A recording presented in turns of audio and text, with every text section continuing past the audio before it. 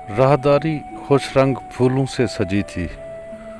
ऊंचे थल्लों पर बैठे जोगी ज़ायरीन को हसरत से देख रहे थे। वो तीनों अपने दाएं बाएं देखे बगैर पीर अजीज़ शाह मक्की राज़ी अल्लाह तआला अन्हु की दहलीज पर लम्हा भर के लिए रुके, अपने जूते स्टैंड पर जमा कराए और आस्थान में बढ़ गए। आस्थान से आगे एक सब्ज रंग की डेवड़ी अपनी बाहें खोले उनके इंतज़ार में खड़ी थी। दाएं जानिब एक बुलंद गुंबद वाली मस्जिद लोगों को अमन की बंदगी का दर्स याद दिला रही थी। मलका को आगे बढ़ने की बजाय ख़वातीन के इबादत खाने की तरफ भेज दिया गया, क्योंकि ख़वातीन का दरगाह के अंदर दाखिला ममनू था। मलका को ये बात नागवार तो गुजरी, मगर वो फिर ख़यालात को झटकती आगे बढ़ी और जाली से इंतहाई दराज कामत तुरबत को गौर से देखने लगी। उसे हुसैन राज भी मरकत गाह में सर झुकाए दाखिल होता दिखाई दिया। हुसैन राज की ये आजजाना सी आमद उसे इंतहाई खुशगवार लगी। ना जाने क्यों मलका तुरबत की बजाय हुसैन राज को मरकज़ निगाह बनाए खड़ी थी। हुसैन राज तुरबत के कदमों की तरफ बैठा था। मलका को हुसैन राज के सर पर मुख्तलिफ रंगों की रोशनियां झिलमिलाती नजर आईं। पहले तो वो इसे अपनी नज़र की कारस्तानी समझी, मगर रंगों की बेनाम बरसात ने उसकी तवज्जो को भरपूर कर दिया। वो पूरे इन्हमाक से हुसैन राज को देखने लगी। काफ़ी देर तक उसे रोशनियों के इसरार की समझ न आई। फिर अचानक हुसैन राज अपनी जगह से उठा तो वो रोशनियां उसके सर से फिसलती उसके सीने से आकर चिमट गईं। रोशनियों की इस हलचल के ताक़ुब में उसकी निगाहें हुसैन राज के सीने से चिमटी लिपटी हुई रोशनियों की किरणों से होती हुई मरकत के सिरहाने इस्तादा दीवार पर जा टिकी। दीवार पर ख्वाजा गरीब नवाज का एक कता शीशा गरी के काम से मरकूम था। मलका के लब मनकब की सतरों का तवाफ करते बेसाख्तगी में अकीदत व एहतराम से गुनगुनाए, शाह अस्त हुसैन, बादशाह अस्त हुसैन, दीन अस्त हुसैन, दीन पनाह अस्त हुसैन, सरदाद नदाद दस्त तर दस्त यजीद, हक्का के बिनाए ला इलाहा अस्त हुसैन। हुसैन राज पर पड़ने वाली रोशनी वो शायद इसी मुकद्दस तहरीर का अक्स थी, या फिर ये नामे हुसैन मुबारक की जगमगाहटें थी। रोशनियों के संगम में फ़र्क करना मुश्किल हो गया था, मगर ये रोशनियाँ हुसैन पाक से निकलकर तुरबत गाह के साथ खड़े हुसैन राज पर ही पड़ रही थीं। मलका के मुंह से अपने साथी के लिए अपनायत भरे अल्फाज निकलते ही उसका रंग गुलाबी सा होने लगा। रंगों के इस खेल में वो बेखुद सी हो गई। हुसैन राज तुरबत के कदमों से उठकर सिरहाने की तरफ बढ़ा। दरगाह में एक नाकाबिल बयान कैफ रचा था। वो सिरहाने खड़ा अपने पल पल बदलते एहसासात पर गौर करता रहा। इसी असना में उसके आगे मौजूद एक ज़ायर ने हुसैन राज को सिरहाने से लगी जाली की तरफ मुतवज्जा किया। हुसैन राज अपनी जबीन नियाज जाली से लगाकर बैठ गया। एक इंतहाई खुशकुन खुशबू का झोंका उसके हवास को मुअत्तर करता हुआ बहर की तरफ लपका। बड़ी दिल मोह लेने वाली खुशबू थी, मगर वो अभी तक खुशबू के सरचश्मे को भांप न पाया था। वो इस खुशबू के मखज़न बहर में समझ रहा था। वो तुरबत सिरहाने अकेला बैठा था और खुशबू बादस्तूर उसे मदहोश किए हुए थी।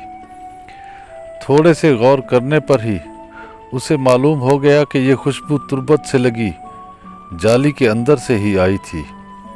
खुशबू के महवर पर नज़र पड़ते ही वो थोड़ा और झुका और खुशदार जाली के करीब हो गया।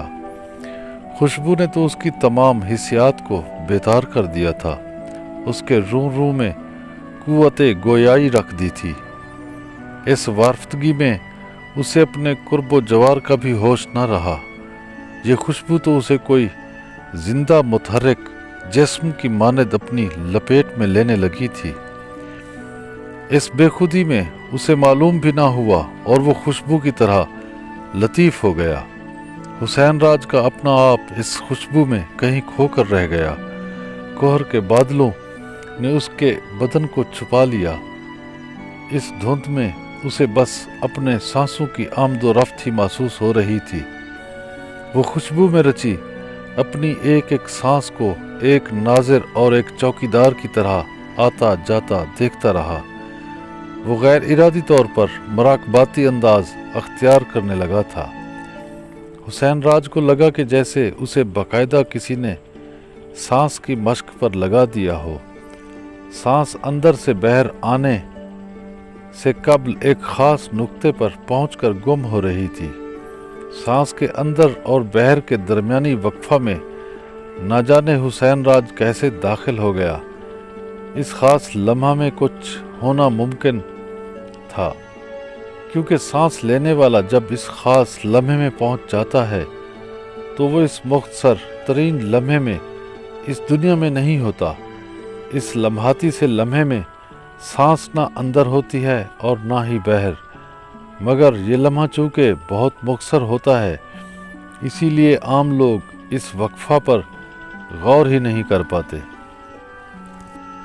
यूं एक के बाद दूसरा लम्हा आकर ज़ाय हो जाता है। इस लम्हे से अदम आगही और गफलत पर दरवेश लोग एकदम गाफिल सौदम काफिर की आवाज़ लगाते हैं। शायद दरवेश लोग ऐसे हर वक्फे पर गौर किए रखते हैं। वो ऐसे हर वक्फा में पहुंचकर हर आन मादूम हो जाते हैं, गुम हो जाते हैं और फिर वजूद में आते हैं। यूं दरवेश एक पल में जीते और फना होते हैं। इस हालत में हाजिर होने की इस्ताद पैदा करने के साथ ही वो हजूरी की हालत में पहुंच जाते हैं, क्योंकि आने और जाने वाला हर सांस उसी ख़ास नुक्ता पर जाकर गुम हो जाता है। इस मुंतखिबा लम्हा में रहने वाला वजूद अपने माबूद में गुम हो जाता है, मिट जाता है। मगर बेखबर और गैर आरिफ लोग अपनी सारी ज़िंदगी की एक एक सांस फूंक डालते हैं, सांसों का ईंधन खर्च कर जाते हैं, मगर उन्हें सांसों के दरमियान मौजूद वक्फे पर गौर करने का मौका ही नहीं मिलता। यूं अपने ही नफ्स से अदम आगही में वक्त गुजारी यानी टाइम किलिंग कर जाते हैं। टाइम किलिंग दर हकीकत तारीकी में ज़िंदा रहने और जहालत में इस दुनिया से गुजरने का नाम है। अब मालूम नहीं हुसैन राज इस वक्फा में पहुंचकर कौन सी वारदात से गुजरने लगा था। सांस पर मराकबा करने वाले इस दरमियानी वक्फे से आगाह होकर अपनी आगही को और गहरा करते जाते हैं और उसे इस मुकाम तक ले जाते हैं जहां और कुछ बाकी नहीं रहता। सारी कायनात उन्हें इन दो सांसों और इनके दरमियानी वक्फा में तहलील होती दिखने लगती है। सांसों की माला का ये मराकबा इंसान को आगही अता करता है और उस पर यह राज आशिकार करता है कि जिसने अपने नफ्स को पहचान लिया गोया उसने अपने रब को पहचान लिया। शायद हुसैन राज भी गैर शऊरी सतह पर ऐसी ही किसी वारदात से ऐसे ही किसी हाल में पहुंचने की कोशिश में मगन था। लगता था ये सब तुर्बत से उठने वाली भीनी भीनी उलोही महक की असर अफरीनी थी। करीब था कि वो इस लम्हे मादूम में यानी सांसों के दरमियानी वक्फा में पहुंचता पीछे से किसी ज़ैर ने उसकी पुश्त पर हाथ रखकर उसे हिलाया। ज़ैर शायद अपनी बारी के इंतज़ार में थक गया था। इस नागहां पर हुसैन राज चौंक उठा और बेसमझी से सर उठाकर इधर उधर देखने लगा। उसकी निगाहें दूर जाली से झांकती दो मद भरी आंखों से टकराईं। निगाहें शनासा लगती थीं, मगर उन में उभरने वाली चाहत अनदेखी सी थी। मलका हुसैन राज के बदले हुए रंग रूप को देखकर जरा मुस्तरब हुई, मगर हुसैन राज को कुछ भी सुझाई न दिया। वो पानी की बहती हुई मौज की तरह ज़ायरीन के साथ चौखट से बहर आया। मलका ख़वातीन के हिस्सा से निकलकर चौखट पर आ गई। मलका ने आते ही हुसैन राज को अपनी बाहों में संभाल लिया। हुसैन राज से तो खड़ा ही नहीं हुआ जा रहा था। उसका जहन तो काम कर रहा था, मगर वजूद उसका साथ नहीं दे रहा था। मलका की हालत शायद हुसैन राज से भी ज़्यादा गैर थी। अभी चंद साअतें कबल ही तो हुसैन राज के लिए अनोखे जज्बे महसूस हुए थे। ये शायद चाहत की उसी एक नज़र का ही कमाल था। उसने अपने आप से बेचिंता होकर खुद को मलका के सपुर्द कर दिया। हुसैन राज भी अपनी बेदार हिस्सों में मलका के लिए कोई अनजान से जज्बे महसूस कर रहा था। इतने अरसे की रिफाकत के बावजूद भी वो एक दूसरे के साथ अजनबियों की तरह चलते आए थे, मगर एक घड़ी की चाहत ने दोनों को पल भर में एक दूसरे से मुतारिफ करा दिया था। ये चाहत भी अजीब शय थी। सदियों के मुताले से समझ न आने वाले इंसान के गोरख धंधे मोहब्बत की हल्की सी आंच के साथ अपना आप वाह करने लगे थे। इल्म और इरफान के हसूल के लिए प्यार मोहब्बत से बड़ा भला कौन सा जरिया हो सकता है जो यूं चाहने वालों के परत परत को एक दूसरे पर आशिकार कर जाए। मलका हुसैन राज को किसी मताए अनमोल की तरह संभाले आस्तान में बनी एक कब्र के करीब ले आई और तुरबत की संगे पुश्त से उसे टेक लगाकर बिठा दिया। वो हुसैन राज से अपने इस नए तारुफ के बाद बहुत मखमूर थी, मगर वो अपने नौ मौलूद जज्बों के अमीन की इस हालत गैर पर परेशान भी थी।